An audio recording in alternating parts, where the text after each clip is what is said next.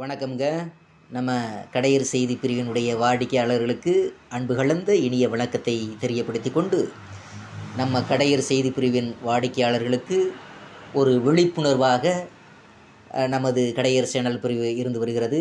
இன்றைக்கி என்ன விழிப்புணர்வு செய்ய போகிறோம்னா, இந்த பட்டா சிட்டா பற்றி பொதுமக்கள் அறிந்து கொள்ளக்கூடிய வகையில் நாம் ஒரு சிறப்பு இதை நம்ம சொல்ல போகிறோம்.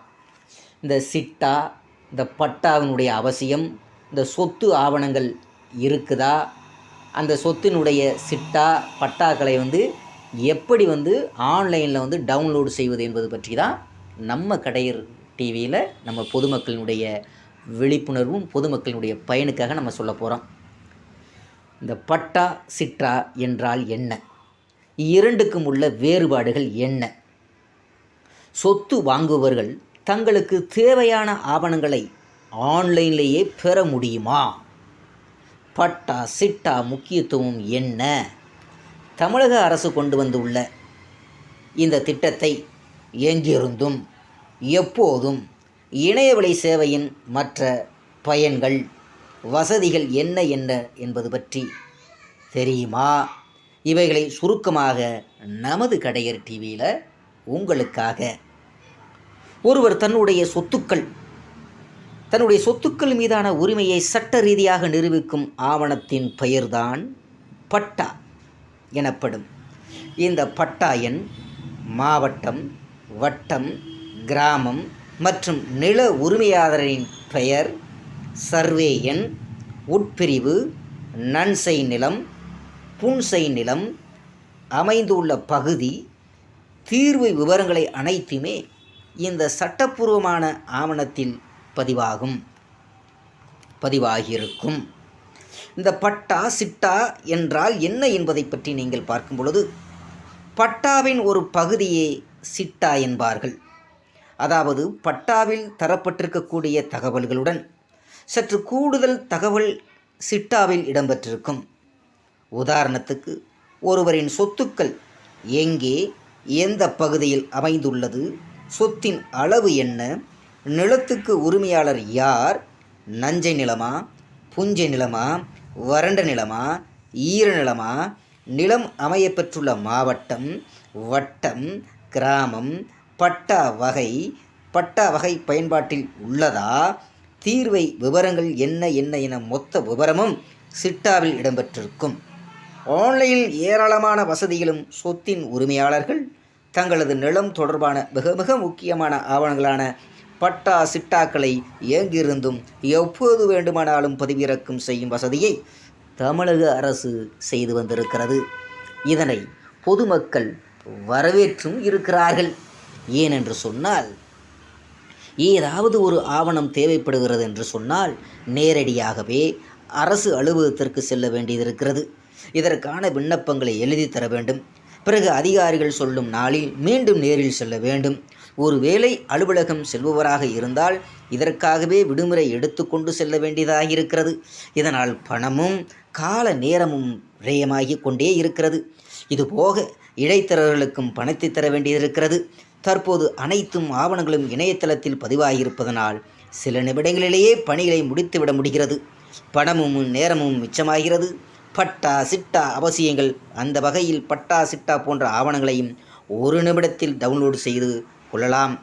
ஒரு விவசாய நிலத்தை விற்பனை செய்ய வேண்டிய நிலைமை வந்தால், அல்லது கட்டிடத்துடன் கூடிய இடத்தை விற்பனை செய்ய வேண்டியது நிலைமை வந்தால் பட்டா சிட்டா அவசியம் தேவை. இந்த பட்டா சிட்டா இருந்தால்தான் ஒரு நிலத்தை வாங்கவோ விற்கவோ முடியும். வங்கிகளின் மூலம் சொத்துக்களின் பேரில் கடன் பெறுவதற்கும் இந்த பட்டாவும் சிட்டாவும் ஆவணம் தேவைப்படுகிறது மிக மிக. அதைப்போல இயற்கை சீற்றத்தினால் நிலம் பாதிப்படைந்தாலோ அல்லது நிலத்தினை அரசு உபயோகத்திற்காக எடுத்துக்கொண்டாலோ அதற்கான இழப்பீட்டை பெறுவதற்கும் பட்டா சிட்டா ஆவணம் தேவைப்படுகிறது.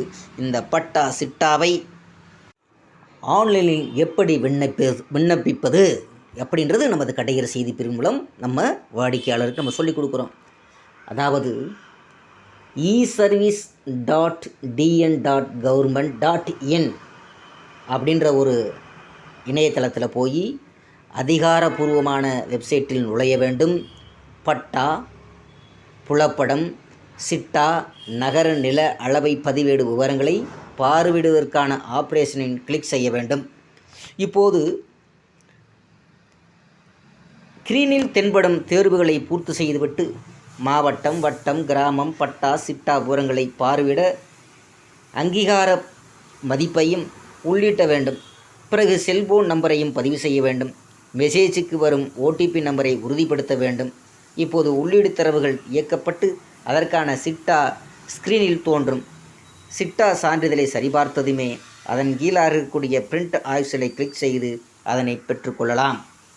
இப்போ நிலம், வீடு, சொத்து பத்திரங்கள், மகளிர் பத்திரப்பதிவு கட்டணம். இது மகளிருக்கு பத்திரப்பதிவு கட்டணம் 1% குறைக்கப்பட்டிருக்கிறது. இது 1/4/2024 அதாவது 25 அதாவது 1/4/2025 முதல் இது அமலுக்கு வருகிறது. இந்த மகளிருக்கு பத்திரப்பதிவு கட்டணம் 1% குறைச்சிருக்கிறாங்க. தமிழ்நாட்டில் சொத்துக்களை பத்திரங்களை பதிவு செய்யும்போது அதன் மதிப்பில் 7% முத்திரை தீர்வாயாகவும் 2% பதிவு கட்டணமாகவும் செலுத்த வேண்டியதாக இருக்கிறது.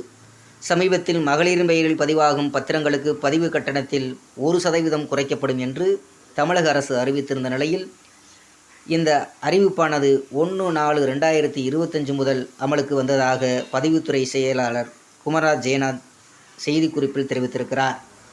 சமீபத்தில் சட்டப்பேரவையில் அமைச்சர் திரு தங்கம் தென்னரசு பதிவுத்துறை தொடர்பாக முக்கிய அறிவிப்பு ஒன்றை வெளியிட்டிருந்தார்.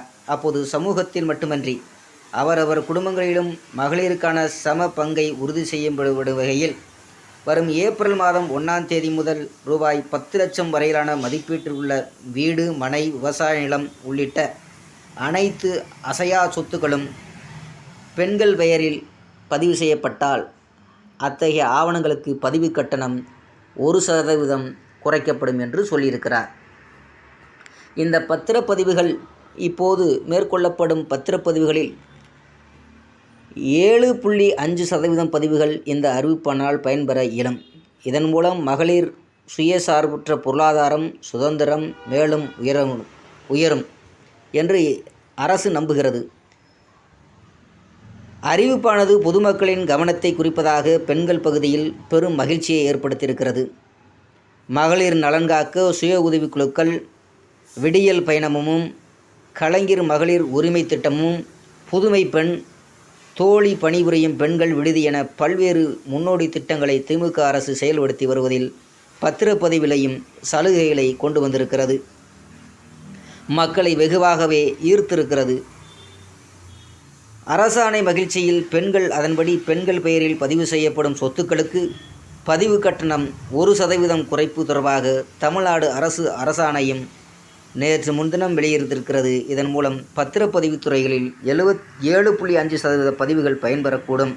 அதன்படி மகளிர் பெயரில் பதிவாகும் பத்திரங்களுக்கு பதிவு கட்டணத்தில் 1% குறைப்பு ஏப்ரல் 1 முதல் இது அமலுக்கு வந்திருக்கிறது.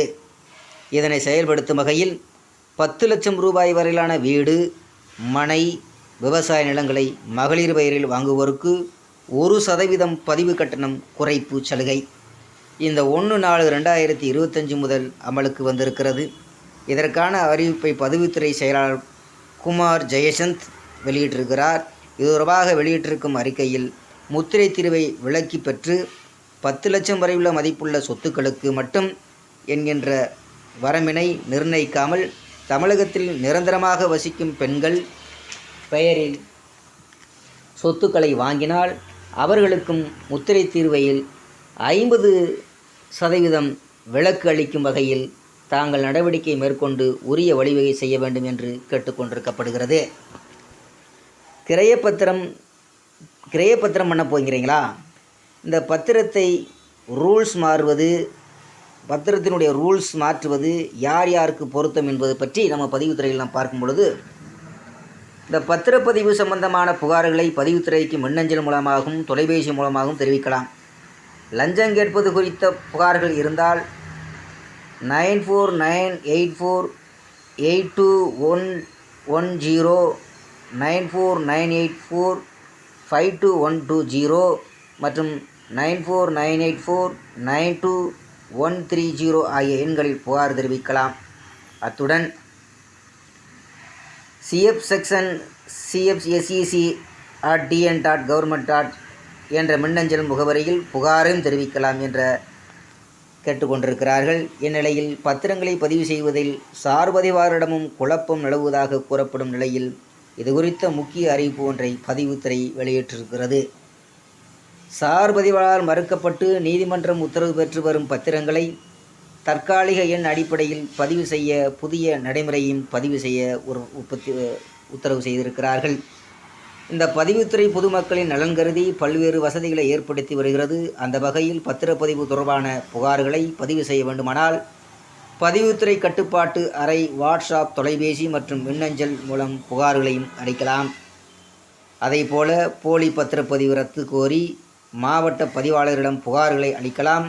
சிவில் நீதிமன்றத்தில் வழக்கு நிலுவையில் இருந்தாலும் கூட போலி பத்திரப்பதிவை ரத்து செய்ய கோரி மாவட்ட பதிவாளரிடம் புகார் அளிக்கலாம் என்று ஏற்கனவே சென்னை உயர்நீதிமன்றம் தனது உத்தரவில் தெரிவித்திருந்த நிலையில், பொதுவாக வீடு மனை வாங்குவோர் தாக்கல் செய்யும் கிரய பத்திரங்களில் ஏதாவது குறை இருந்தால் சார்பதிவாளர்களின் பத்திரங்களை பதிவுக்கு ஏற்க மாட்டார்கள். இதுகுறித்து சொத்து வாங்கும் நபர் சம்பந்தப்பட்ட மாவட்ட பதிவாளரிடம் மேல்முறையீடு செய்யலாம். அங்கும் தீர்வு ஏற்படாத நிலையில் கோர்ட்டை நாடலாம். அப்படி கோர்ட்டை நாடும் நிலையில் சம்பந்தப்பட்ட பத்திரங்களை பதிவு செய்ய நீதிமன்றம் உத்தரவிடுப்பது பதிவுத்துறை உத்தரவாக இருக்கிறது. அப்போது இந்த பத்திரங்களை பதிவு செய்வதில் சார் பதிவாளரிடம் குழப்பம் ஏற்படுவதாக தெரிகிறது. இது தொடர்பாக பதிவுத்துறை தலைவர் திரு தினேஷ் பொன்ராஜ் ஆலிவர் புதிய உத்தரவு ஒன்றை பிறப்பித்திருக்கிறார். அந்த உத்தரவில் என்ன சொல்லியிருக்கிறார் என்று சொன்னால், நீதிமன்ற உத்தரவுப்படி மீண்டும் பதிவுக்கு தாக்கல் செய்யப்படும் பத்திரங்களை நிர்வாக மாவட்ட பதிவாளரின் ஆணை பெற்று அதன் அடிப்படையில் டிஐஜி பரிந்துரை பெற்ற பிறகு சார் பதிவாளர்களால் ஒப்புதல் கடிதம் அளிக்க வேண்டும். அதன்பின் திட்ட ஒருங்கிணைப்பாளர்களாக கணினியில் அந்த பத்திரம் தொடர்பான விவரங்களை மாற்றும் பணிகளை மேற்கொள்ளப்பட வேண்டும். தற்காலிக எண்கள் இதையடுத்து ஏற்கனவே பதிவுக்கு மாறும்போது அந்த பத்திரத்துக்கு அளிக்கப்பட்ட தற்காலிக எண்ணை மீண்டும் ஒதுக்க சார் பதிவாளர்களுக்கு நடவடிக்கை எடுக்க வேண்டும். பதிவுக்கு தற்காலிக எண் ஒதுக்கப்படாத தானாக திரும்ப பெற்ற பத்திரங்களுக்கு இந்த நடைமுறை பொருந்தாது. அங்கீகாரமில்லாத மனை தொடர்பான பத்திரங்களுக்கும் இது நடைமுறை பொருந்தாது. இந்த நடைமுறையில் முழுமையாக கடைபிடிக்க மாவட்ட பதிவாளர்கள் உரிய நடவடிக்கை எடுக்க வேண்டும் என்று கூறப்பட்டிருக்கிறது. இதனால் இந்த பட்டா சிட்டா இந்த பதிவுத்துறையில் என்னென்ன மேலும் பல புதிய மாற்றங்கள், புதிய விதிகள் என்பது பற்றி மேலும் நம்ம கடையர் செய்தி பிரிவினுடைய வாடிக்கையாளர்களுக்கு பயன்பெறும் வகையில் மேலும் பல செய்திகளை கொடுப்போம்.